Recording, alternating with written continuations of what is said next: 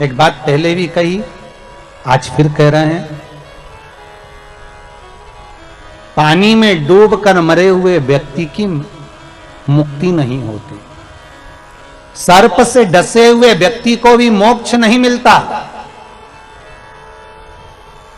तीसरा, स्त्री के हाथ से, नारी के हाथ से मरे हुए व्यक्ति को भी मोक्ष नहीं मिलता। बहुत ध्यान देना महाराज। गरुड़ पुराण, शिव पुराण, स्कंद पुराण, पद्म पुराण, नर्मदा पुराण और लिंग पुराण, इसमें वर्णन किया गया है कि कुंवारी अवस्था में मरे हुए व्यक्ति को भी मोक्ष नहीं मिलता।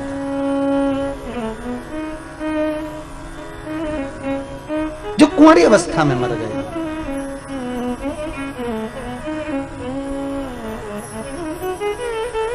बहुत ध्यान देने वाली कथा है महाराज, बहुत ध्यान देने।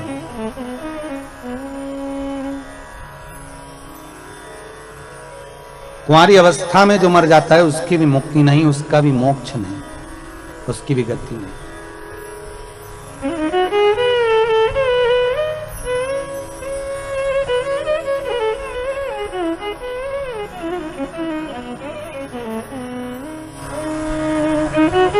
पर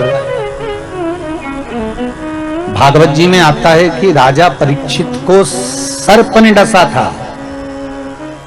आता है कि नहीं आता? सांप ने डसा राजा परीक्षित को और उसको मोक्ष मिला। तो पूछा गया,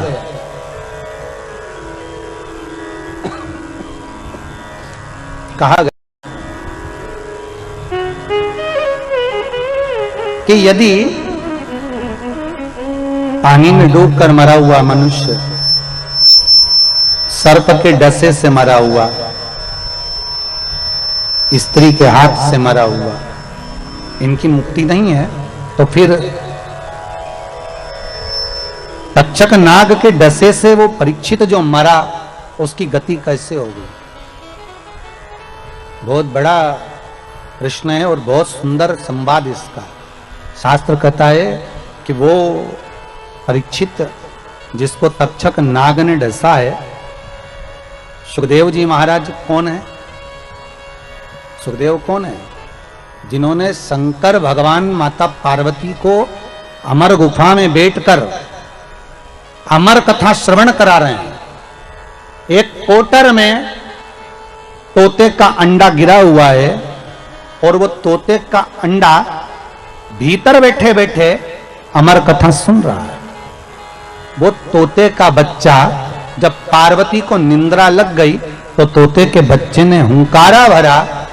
वो तोते का बच्चा, उसको मारने के लिए शंकर जी दौड़े तो वो तोते का बच्चा व्यास जी महाराज की धर्मपत्नी बीठिका के गर्भ में जाकर बैठ गया। तो तोते का बच्चा जो शुक है, तोते के बच्चे को कहते हैं शुक, और व्यास जी की पत्नी के गर्भ से जन्मा इसलिए कहलाया देव। दोनों को मिला दो तो हो गया शुकदेव। तो वो शुकदेव कोई दूसरा नहीं है। वो शुकदेव कौन है? तो शिव महापुराण की कथा कहती है वही शंकर का एक अंश, वही शिव का एक अंश। सुखदेव के रूप में जिसने अमर कथा को श्रवण कर रखा था, वो सुखदेव बैठकर राजा परीक्षित को श्रीमद् भागवत कथा का रसास्वादन करा रहे थे। जब पूरी कथा सुखदेव जी ने सुना दी, अंतिम क्षण बचा, अंतिम क्षण, पूरे स्कंद जब पूरे हो गए,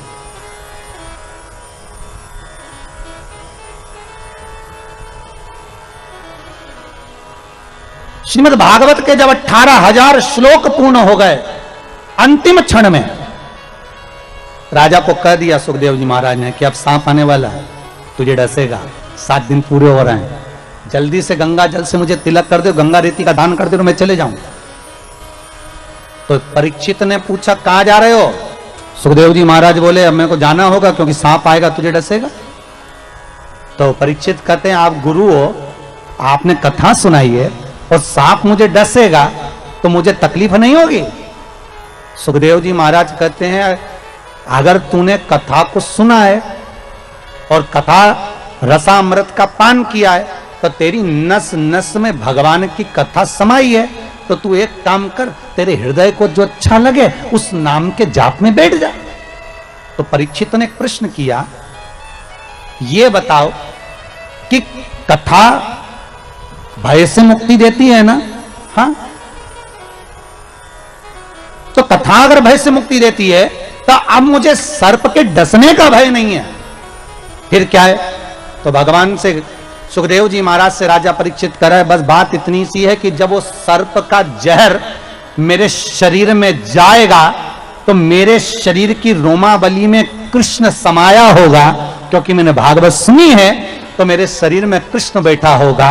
बस निवेदन इतना है, वो जहर मेरे कृष्ण तक ना पहुंचे, उसको रोकने का कोई उपाय बता दो। तब सुखदेव जी की आंख में जल भर गया और सुखदेव जी ने राजा परीक्षित से कहा कि अब तू शिव का स्मरण करना प्रारंभ कर दे। और परीक्षित के मुख से शंकर का जब नाम निकला, तक्षक डसा पर जहर उस कृष्ण तक पहुंचने नहीं दिया। इसको कहते वात्सल्यता, इसको कहते प्रेम, इसको कहते स्नेह, इसको कहते करुणता,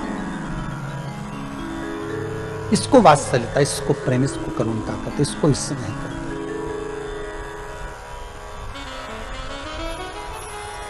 भागवत जी में आप लोगों ने सुना होगा, और सुना वहां तक होगा जहां तक भागवत जी में वर्णन है, पर देवी भागवत में सुखदेव जी और राजा परीक्षित का कुछ संवाद बड़े सुंदर सुंदर दिए गए महाराज। कभी योग लगे तो आप लोग देवी भागवत को उठाकर कभी पढ़ना, तो उसमें बड़ा सुंदर संवाद मिलेगा कि परीक्षित आखिरी में पूछ रहा है कि मुझे भय नहीं है मरने का, भय केवल एक बात का है कि जिस कृष्ण की कथा को मैंने सुना है, जिस कृष्ण के चरित्र को मैंने श्रवण करा है, वो कृष्ण मेरी रोमावली में समाया है, वो उस कृष्ण तक इस तक्षक नाग के जहर को मुझे पहुंचने नहीं देना। बस इतनी कृपा कर, वो ना पहुंचे।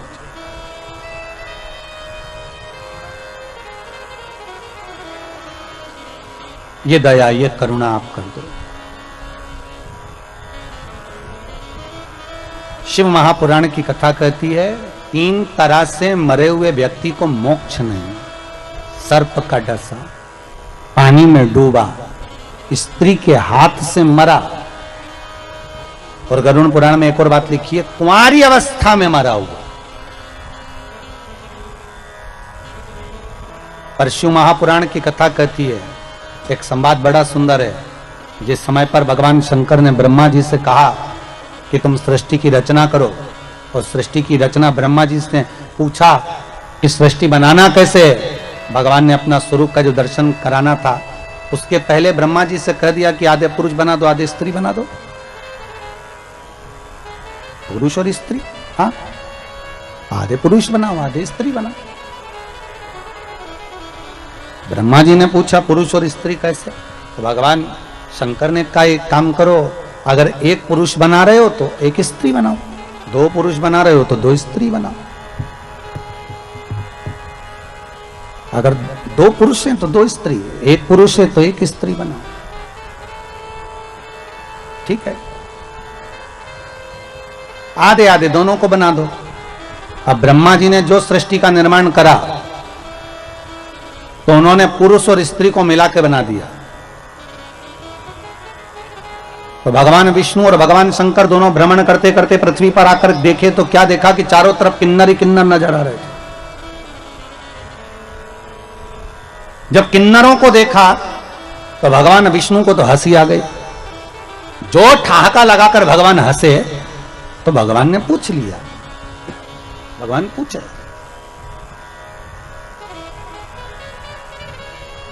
शंकर भगवान ने पूछा क्यों नारायण, क्यों हंस रहे हो? भगवान विष्णु बोले भोलेनाथ जी आपको हंसी नहीं आ रही? शिव जी ने पूछा किस बात के लिए? ब्रह्मा जी को बोला था कि स्त्री और पुरुष बनाना, इन्होंने क्या बना दिया? पुरुष और स्त्री को मिलाकर किन्नर बना दिया। किन्नर,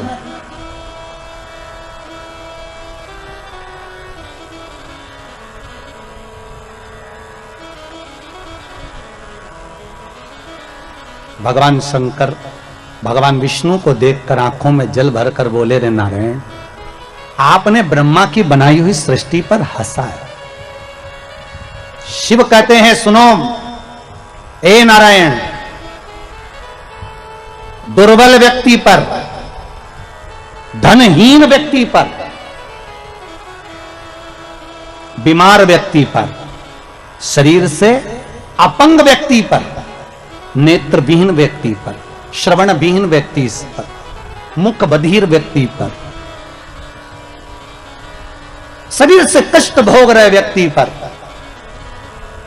अगर कोई व्यक्ति हंसता है तो शंकर कहते हैं उस व्यक्ति पर जिस पर हंसा है उसके जैसा एक जन्म उस मनुष्य को लेना पड़ता है। उसके जैसा जिस पर तुम हंसे हो, किसी गूंगे पर, किसी विकलांग पर, हस्तविहीन पर, श्रवण विहीन पर, नेत्र विहीन पर, जिह्वा विहीन पर, वाणी विहीन पर, दुर्बल शरीर से हो, कोई शरीर से ज्यादा तगड़ा हो, कोई शरीर से दुर्बल हो, कोई धन से विहीन हो, उस पर देखकर नहीं हंसना। अरे हो सकता है, हमारे यहां तो शिव महापुराण कथा कहती है कब घोड़े के दिन फिर जाएं ये किसको मालूम है। अब तुम्हें अभी अभी देख लो ना भैया, तुम जाकर प्रतापगढ़ में देखना, इलाहाबाद में देखना, प्रयागराज में देखना, लखनऊ में, कानपुर में, दिल्ली में, मुंबई में, पूना में, जहां जाकर देखना एक से बढ़कर एक शोरूम है कपड़े के। पूरे सूरत में, जोधपुर में, जयपुर में एक से बढ़कर एक कपड़े के बड़े से बड़े शोरूम बने। प्रतापगढ़ में जाकर देखना बड़े बड़े शोरूम बने, हजारों हजारों रुपए के कपड़े उन शोरूमों में टंगे हुए हैं, हजारों रुपए के कपड़े टंगे।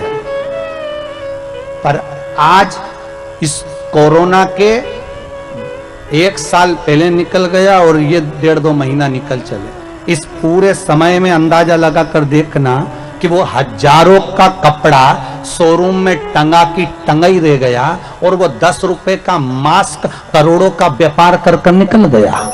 करोड़ों का व्यापार एक